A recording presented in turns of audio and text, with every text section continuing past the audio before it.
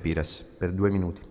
Sì, io la ringrazio per la disponibilità di proseguire in Commissione Difesa perché credo che sia avvenuta invece una cosa grave.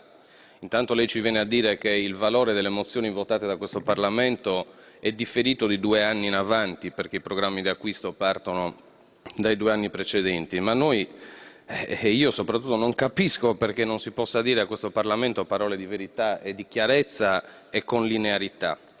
Perché comunque le mozioni votate e approvate da questo Parlamento, a differenza di quella che presentammo noi e che chiedevano l'interruzione del programma di acquisto degli F-35, sono frutto di una mediazione interna alla maggioranza che sorregge il governo che lei qui oggi rappresenta ed esplicitamente e con chiarezza vincolavano il governo a non procedere a nessuna nuova acquisizione senza che il Parlamento si fosse espresso in merito.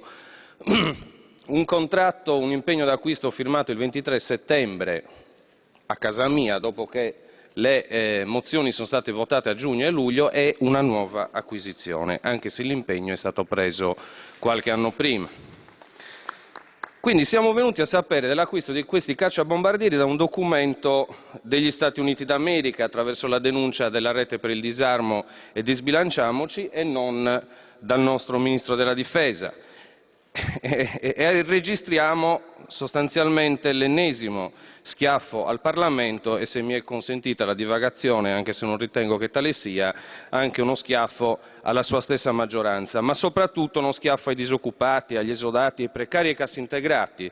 Mi rendo conto che alle orecchie di qualcuno questo possa sembrare retorica, ma retorica non è, ma la vita vissuta dei cittadini in questo Paese, ai quali continuate a raccontare di compatibilità di finanza pubblica e il rapporto fra debito e PIL per spiegare la carenza di risorse per lo sviluppo, per il lavoro e per il welfare.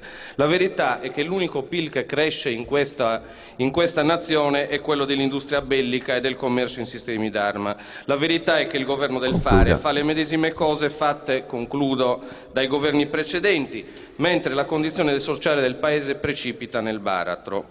Il governo prosegue negli investimenti per acquisizione di costosissimi sistemi militari, chiudo, F-35, Forza NEC, nuove portaerei, roboanti esercitazioni. Nel frattempo nella società accade quello che accade e che tutti conosciamo. Siete un corpo estraneo alla nostra società.